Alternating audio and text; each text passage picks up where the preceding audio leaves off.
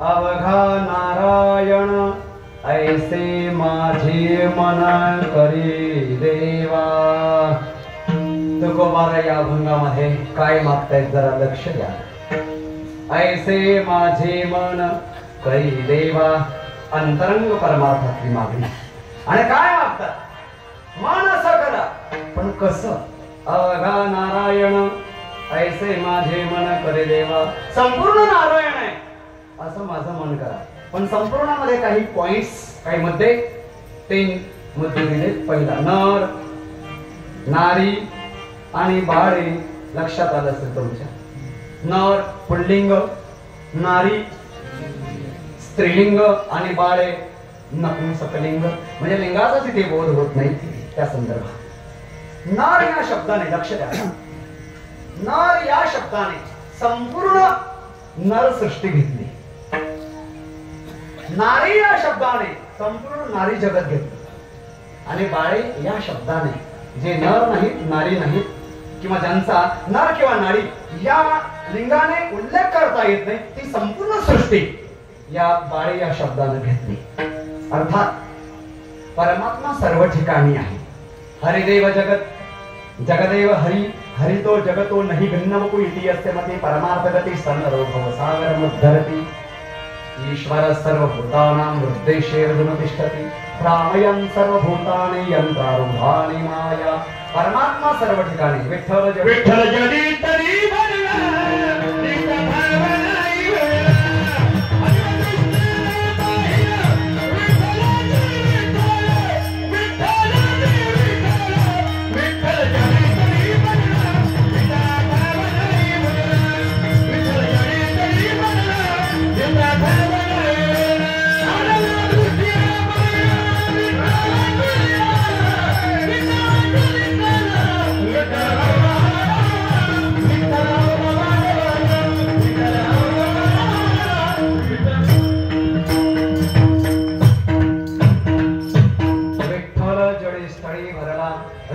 ठाव नाही उरला आज म्या दृष्टीने पाहिला. विठ्ठलची विठ्ठलची विठ्ठल म्हणता हरले पाप पदरी आले. परमात्मा सर्व ठिकाणी आहे हे जरी आपल्या लक्षात आलं नाही तरी कमीत कमी 3 ठिकाणी परमात्मा हे तरी लक्षात यावं. नर, नारी आणि बाळे. सगळ्या जगातल्या नर, नारी आणि बाळे यांच्यामध्ये परमात्मा आहे हे जरी लक्षात नाही आलं तरी आपल्या गावात जेवढे काही स्त्री पुरुष आणि लहान बाळ असतील ते तरी परमात्म्याचे स्वरूप आहे एवढं तरी लक्षात यावं. चला चालू द्या. पूर्ण गावाचं कोणी घेऊन खाल्लंय कमीत कमी आपल्या भाऊबंदीत म्हणतात आपल्या भाऊबंदात तरी संपूर्ण नर आणि संपूर्ण नारी आणि संपूर्ण बाळे हे परमात्म्याचं स्वरूप आहे. भाऊबंदात तरी लक्षात यावं. जाऊ द्या भाऊबंद कमीत कमी एकत्रित कुटुंबात तरी लक्षात यावं. एकत्रित कुटुंबात किती ठेवले. हम दो हमारे दो, हिंदुओं को कम कर दो, दंगे वालों को बढ़ा दो. जिथे जिथे हिंदूंची संख्या घटते तरुण बंधूंनो, जेथे जेथे हिंदूंची संख्या घटते आणि वाढते तिथलं भौगोलिक निरीक्षण करा. जेथे जेथे हिंदूंची संख्या वाढते तेथे तेथे इतरांना जगण्यास अडचण नसते. लक्ष देताना बोललेलं. जेथे जेथे हिंदूंची संख्या वाढते तेथे तेथे गैर हिंदूंना जगण्यास अडचण नसते. पण जेथे जेथे हिंदूंची संख्या घटते तेथे तेथे हिंदूंना जगण्यास अडचण येत असते. म्हणून ऐका, म्हणून संपूर्ण विश्वामध्ये हिंदू बहुसंख्यक झाले तरी इतर धर्मियांना धोका नाही हा आमचा हिंदू धर्मियांचा आत्मविश्वास आहे. अरे आम्ही हिंदू किती जरी वाटलं तरी तुम्हाला विनाकारण त्रास देणार नाही. पण इतर धर्मियांचा असा स्वभाव आहे की त्यांची संख्या जर वाढली तर ते निश्चित हिंदूंना त्रास देतात. माहित नसेल तर जम्मू काश्मीरचा इतिहास बघा.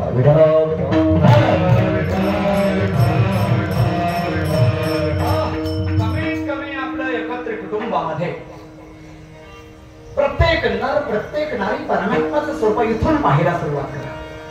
मुलाला वडील दिसले, मुलाला आई दिसली, आई नाही मातृदेवो भव. वडील दिसले पितृदेवो भव. बाळ उभा राहा,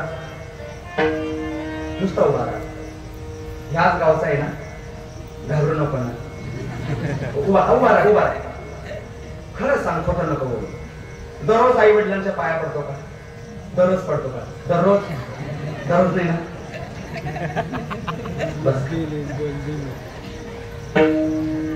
दररोज आई वडिलांच्या पाया पडायला शिकवा मुलांना. अरे ते मातीचा गोळा आहे. आपण त्यांना जसा आकार देणार, कुंभार मातीच्या गोळ्याला जसा आकार देतो तसं पुढे मळतं किंवा सुरळी बनत असते. तसं या लहान बाळांना आपण जसा आकार देणार तसे ते पुढे बनणार, तसं त्यांचं परिवर्तन होणार. म्हणून लहान मुला मुलींना पहिल्यांदा आजी आजोबाच्या पाया पडायला शिकव. पडत नसेल तर आपण पडा. आपण पहिल्यांदा मायबापाच्या पाया पडा, मग मुलं आपल्या मायबापाच्या पाया आज पडतं, उद्या आपल्या पडतील. पण हो धतीन मायबापाच्या पाया पडत नाही. आपण पडायला सुरुवात करा. नम्र झाला भूता तेने कोंडिले. आपल्या सर्वांना विनंती आहे, उद्यापासून आपण लहान मुलांना पाया पडायला शिकवा. जर आज त्याला पाया पडायला शिकवलं नाही तर तो पुढे नम्र राहणार नाही. नम्र जर झाला नाही तर पुढे आपली हालत राहणार नाही. लक्षात ठेवा. म्हणून आपल्या घरामध्ये असणाऱ्या वडीलधाऱ्या मंडळींना परमात्मा समजून त्यांचा आदर करा. त्यांना पहिला नमस्कार करा. नमस्कार केल्यानंतर नमस्कार ज्याला केला जातो त्याच्या मनात आज ना उद्या त्याबद्दल आदर निर्माण होतो. म्हणून नमस्कार करायला सुरुवात करा. भक्ती ते नमन वैराग घेतो त्या ज्ञान ब्रह्मी भोग ब्रह्मतन. लक्ष द्या. मुलाला आई दिसते, आईला नमस्कार. वडील दिसते, वडिलांना नमस्कार. सुनबाईला सासूबाई दिसल्या, घाबरते का तुम्ही?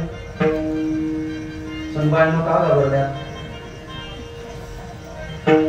मी बऱ्हाणपूर तालुक्याकडे कार्यक्रमाला गेलो होतो.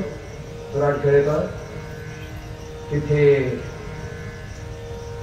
एका लहान मुलांच्या वर्गामध्ये त्यांनी मला एक कॉमन प्रश्न विचारला. बाबा मार्क कसे वाटते? पहिली दुसरीची मुलं. आणि मी त्यांना सहज सांगून टाकलं गोपाल महाराज की तुम्ही दररोज माय बापाच्या पाया पडा. एक मुलगी चुणचुणीत उठून उभी राहिली आणि मार्क नाही वाढले तर पाया पडी सन माया बापच्या. तिकडली भाषा. नाही वाढलं तर मग मार्क म्हटलं वाढतील. नाही वाढलं तर म्हणतात मग मला फोन करतो ते पप्पाच्या फोनवरून. ध्यानात 3 महिने तुमले माय मार्क नाही वाढला तर पाहिजे म्हणे तुमले लहान पोरगे. मग मी सांगितलं एक दिवस सुद्धा पाया पडणं बंद पडायला नको, नाही तर मार्क वाढणार नाही. घटनेला 9 वर्ष झाले. पहिलीच होती ती. 9 वर्ष झाले गोपाल महाराज. आणि फोन आला तिच्या बाबाचा. महाराज तुमच्या तोंडात साखर पडो, तुमचा तोंडा पेडाने फुल भरो. काही साखर नाही फुल मी इथे गुण ठेवलंय माझ्या समोर. साखर पडत काय? मग मी विचारलं म्हटलं झालं काय सांगा. कारण तो व्यक्ती एवढा भारावून गेला होता, एवढा म्हणजे त्याला आनंद झाला होता की सांगा कसं. म्हटलं पहिल्यांदा लोक पाहता लक्षात घ्या, नंतर चालू द्या. तुम्ही डायरेक्ट का म्हणता तो थर्जेवर सांगताय. तुमच्या तोंडात साखर पडो, तुमच्या तोंडात पेढा पडो, तुमचा अभिनंदन. म्हटलं व्यवस्थित सांगा. महाराज पोट्टीचा पहिला नंबर आला. पोट्टीचा तिकडची भाषा. पोट्टीचा पहिला नंबर आला. कुठे आला? 10वीच्या वर्गात आला ना पोट्टीचा पहिला नंबर. म्हटलं का व्यवस्थित अजून पहिल्या चरणावर या तुम्ही. मग त्यांना व्यवस्थित त्याला मी थोडा धीर दिला सांगितलं. महाराज तुम्ही ना पोट्टीला सांगलं होतं ना की दररोज मायबापाच्या पाया पडायच्या. पोट्टी एक दिवस सुद्धा चुकली नाही. पुरे 9 वर्षांमध्ये पाया पडली आणि पोट्टीचा 700 पोरांमध्ये सेंटर मध्ये पहिला नंबर आला. नुसत्या मायबापाच्या पाया पडण्याचा लक्षात आहे ना. मार्क वाढता आई वडिलांच्या पाया पडल्या नाही. तुम्हाला अभ्यास बी करायचा पाया पण पडायच्या. अभिवादनशीलस्य नित्यं वृद्धोपसेविनः चत्वारि तस्य वर्धन्ते आयुर्विद्यायशोबलम्. मोठ्या व्यक्तींना नमस्कार केला तर 4 गोष्टी वाढतात. आयुर म्हणजे आयुष्य वाढतं, विद्या वाढते म्हणजे मार्ग वाढतात, यश वाढतं आणि बल म्हणजे शक्ती वाढते. म्हणून दररोज वडीलधाऱ्या मंडळींच्या पाया पडा. मग नंतर त्या मुलीजवळ फोन दिला त्याने. घ्या म्हणे पोट्टीशी बोला बाबा. मग मी बोलला म्हटलं बेटे तू रोज पाया पडली का? म्हणे हा रोज पडली बाबा. म्हणलं एखादा दिवस तर चुकला असेल ना. मायबाप पुढे लग्नाला गेले किंवा तू पुढे गावाला गेले. मी म्हणे 9 वर्षात गाव सोडलं नाही पाया पडायसाठी. मायबापाच्या पाया पडायसाठी 9 वर्षात गाव सोडलं नाही. घ्या म्हटलं मग आई वडील कुठे लग्नाला गेले असतील ना. म्हणे माय बापाशी मी बोली तरी घेऊ. लग्नाला चालले तर संध्याकाळला तू वापस या आणि तर माझ्या पाया पडता नेम तुटी जाईल. 9 वर्षापर्यंत मायबापाला बाहेर गावाला मुक्कामी राहू दिलं नाही. दररोज पाया पडता येईल. त्याचा परिणाम 700 मुलांमध्ये पहिला नंबर येतो. म्हणून दररोज पाया पडा. मग त्या मुलीला मी हळूच सांगितलं. म्हटलं बेटी आता दररोज पाया पडायच्या. तिनं मला काय उत्तर दिलं नाही ना. म्हणे महाराज आता 1च महिना पाया पडीन मी. कल्ली भाषा तुम्ही 1च महिना पाया पडीन मी आता. म्हणजे बेटी 1च महिना काबरा पडशील. मला साखरपुडा कधी टाकला नाही आहे ना.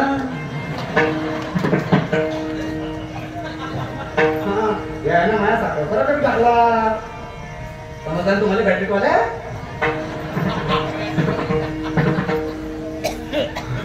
आम्ही सांगितलं म्हटलं बेटी तिकडे तिकडे पाया पडता येतील ना मायबापाच्या मायबाप म्हणे माया खानापूरले आणि का नागपूरला दिली मला आणि मग नागपूर खानापूर दररोज अपडाऊन करू का मी मम्मीला पुढील समजून सांगितलं समजलं तुम्हाला तिकडचं बोलताय ना आता थोडस म्हटलं बेटी अपडाऊन करायची गरज नाही इकडे जन्म देणारे मायबाप आहे आणि तिकडे सासू सासरे हेच मायबाप आहे म्हणून मुलींसाठी जोपर्यंत लग्न होत नाही तोपर्यंत मुलीसाठी जन्म देणारे माता पिता हे वंदनीय आहेत आणि मुलीचं लग्न झाल्यावर मुलीसाठी मायबापाच्या जागेवर सासू सासरे समजून मुलींनी म्हणजेच सुभाषिणींनी दररोज मायबाप समजून सासू सासऱ्यांना बंधन करा सासू किती खट्याळ असू द्या सासूचा स्वभाव आहे सुनबाईचं चुकलं नाही तरी चूक शोधणार हा खानदानी सासूचा स्वभाव असतो मी नाही दुसरीकडे बोलतोय मला अजून तासभर थांबायचं आहे इथल्या सासवा सगळ्या चांगल्या आहेत बिचाऱ्या हा गोविंद बाबांचा आशीर्वाद आहे एका सासूबाईला सांगितलं म्हटलं पोरीचं चुकत नाही तरी ते तुम्ही का बोलतात म्हणे सासू मला पेक्षा जास्त बोले मी तर चारांनाच बोली राहील म्हटलं खानदानी परंपरा चालू आहे तुमची लक्षात जर सासूबाई काही बोलले आपल्याला लक्ष दे सुनबाईंना घरामध्ये भरपूर आहे पण अंतःकरणात सुख शांती समाधान का नाही त्याचं कारण सांगतो सासूबाई बरं वाईट बोलल्या आपली चूक नसताना बोलल्या तर देखील चार चौघामध्ये सासूबाईचा अपमान करू नका बोलल्या बोलू द्या काही बिघडणार नाही ऐकायला कान किती आहेत दोन म्हणून ऐका चूक नसताना बोलला तरी ऐका खाली मान टाकून ऐका जर काही चूक झाली असं समजून ऐका तर ते शेवटी सत्यमेव जयते तुमची चूक नसताना सासूबाई तुम्हाला बरंच काही बरं वाईट बोलल्या आणि तासभरात 2 तासात संध्याकाळपर्यंत म्हणा किंवा दुसऱ्या 2 दिवसात म्हणा सासूबाईला कळालं की मी ज्या सुनबाईला बोलले ज्या मोठ्या सुनबाईला मी बोलले तिची चूकच नव्हती तिला एवढा पश्चाताप होईल